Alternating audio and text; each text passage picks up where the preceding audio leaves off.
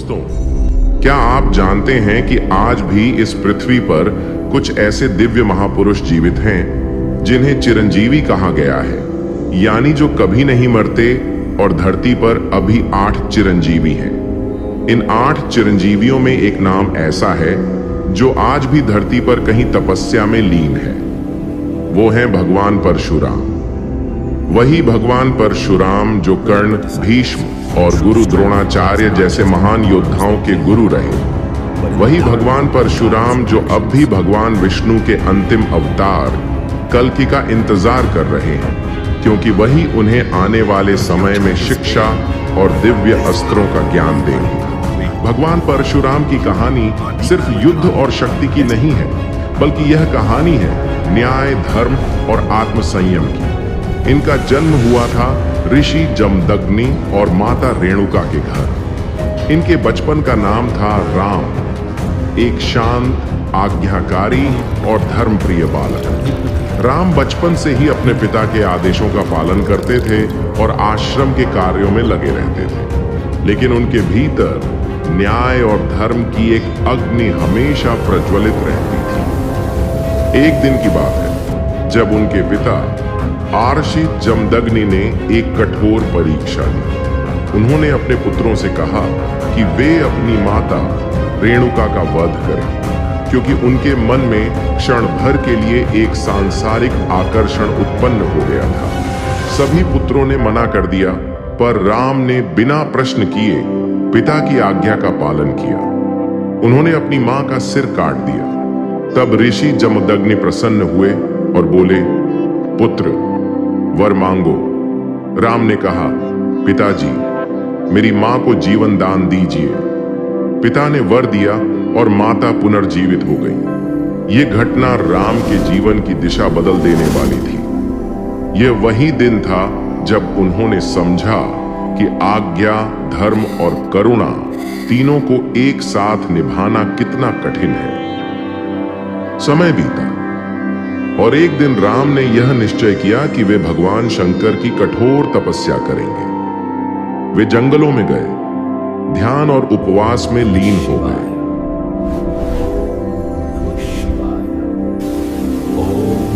कई वर्षों की तपस्या के बाद भगवान शंकर उनके सामने प्रकट हुए। भगवान शिव ने प्रसन्न होकर उन्हें एक दिव्य फरसा यानी कुल्हाड़ी प्रदान की। उस दिन से राम को परशु वाला राम कहा जाने लगा और यहीं से उनका नाम पड़ा परशुराम। भगवान शिव ने उन्हें शस्त्र विद्या, धनुर्विद्या और दिव्य अस्त्रों का ज्ञान दिया। शिवजी ने उन्हें यह भी आशीर्वाद दिया कि वे जब तक चाहें तब तक पृथ्वी पर जीवित रहेंगे। इस प्रकार परशुराम केवल योद्धा ही नहीं, बल्कि शिव के वरदान से अमर भी हो गए। कहते हैं जब परशुराम अपने पिता के आश्रम में लौटे तो उन्हें पता चला कि उस समय पृथ्वी पर क्षत्रियों का अत्याचार बढ़ता जा रहा था। उनमें से सबसे शक्तिशाली और घमंडी राजा था सहस्त्रबाहु अर्जुन, जिसे कार्तवीर्य अर्जुन भी कहा जाता है। उसके पास 1000 भुजाएं थीं और उसने अनेक राजाओं को अपने अधीन कर लिया था। एक दिन सहस्त्रबाहु अर्जुन परशुराम के पिता आर्षि जमदग्नि के आश्रम में पहुंचा। आर्षि ने उसका बड़े आदर से स्वागत किया और कामधेनु गाय से उसे भोजन कराया। लेकिन जब सहस्त्रबाहु को पता चला कि वह गाय अनंत भोजन उत्पन्न कर सकती है, तो उसके मन में लोभ जागा। उसने कामधेनु को बलपूर्वक छीन लिया। जब परशुराम को यह बात पता चली तो उनका क्रोध समुद्र की लहरों की तरह फूट पड़ा। उन्होंने अपना फरसा उठाया और सहस्त्रबाहु के राज्य में पहुंच गए। भयंकर युद्ध हुआ, धरती कांप उठी, आसमान में बिजली गूंजने लगी। आखिरकार परशुराम ने सहस्त्रबाहु अर्जुन का वध किया और अपने पिता का सम्मान लौटाया।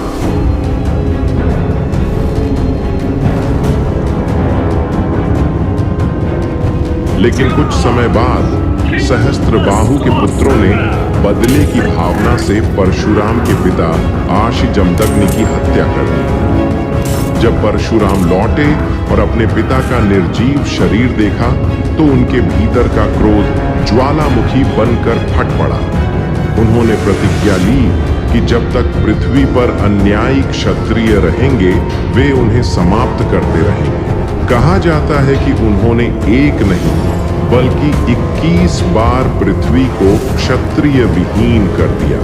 उनकी यह प्रतिज्ञा केवल बदले की नहीं थी बल्कि धर्म की स्थापना के लिए थी। जब उनका क्रोध शांत हुआ तो उन्होंने अपने जीवन को फिर से तपस्या में लगा दिया।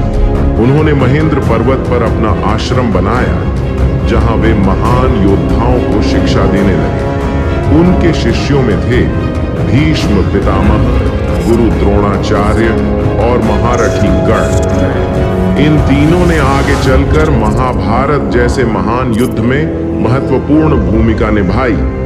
परशुराम ने अपने शिष्यों को हमेशा यही शिक्षा दी कि शक्ति का प्रयोग केवल रक्षा के लिए होना चाहिए, न कि विनाश के लिए। वे कहते थे, शक्ति वही सच्ची है जो संयम में हो। उनका जीवन हमें यह सिखाता है कि ज्ञान और बल का अर्थ तभी है जब वह धर्म के पक्ष में हो। कहा जाता है कि भगवान परशुराम ने तपस्या के लिए समुद्र से भूमि भी प्राप्त की थी। उन्होंने अपना फरसा समुद्र में फेंका और कहा, जहां तक यह गिरेगा वहां तक भूमि मेरी होगी। समुद्र देव ने यह स्वीकार किया और उस भूमि पर आज का केरल और कोंकण प्रदेश बसा। इसीलिए आज भी वहां के लोग परशुराम को अपना सृष्टा मानते हैं। समय बीत गया, युग बदलते गए, पर परशुराम नहीं बदले।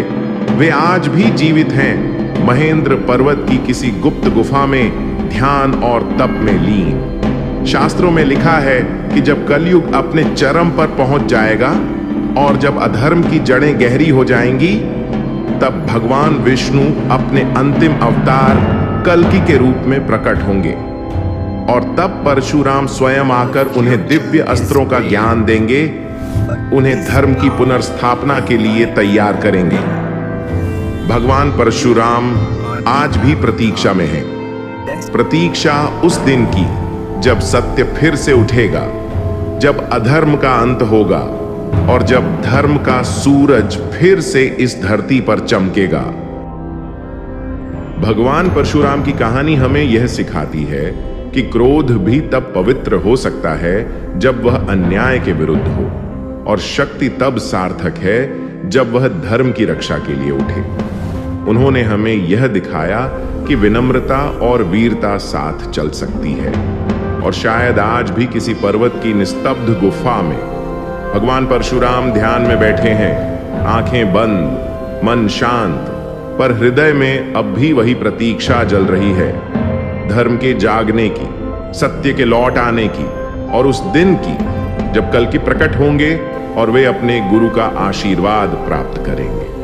भगवान परशुराम आज भी हैं, बस हमारी आंखें उन्हें देख नहीं पाती, क्योंकि जो वास्तव में धर्म का रक्षक होता है वह कभी जाता नहीं, बस समय आने का इंतजार करता है। अगर आपको यह कहानी अच्छी लगी हो तो इस संदेश को आगे जरूर बढ़ाइए। भगवान परशुराम की इस अद्भुत कथा से जुड़ी दिव्यता को दुनिया तक पहुंचाइए। वीडियो को लाइक करें, अपने दोस्तों के साथ शेयर करें और हमारे चैनल को सब्सक्राइब करें ताकि ऐसे ही और दिव्य, प्रेरणादायक और ऐतिहासिक प्रसंग आप तक पहुंचते रहे। कमेंट में जय भगवान परशुराम लिखना मत भूलिए, क्योंकि जब हम उनका नाम लेते हैं तो धर्म की शक्ति फिर से जाग उठती है।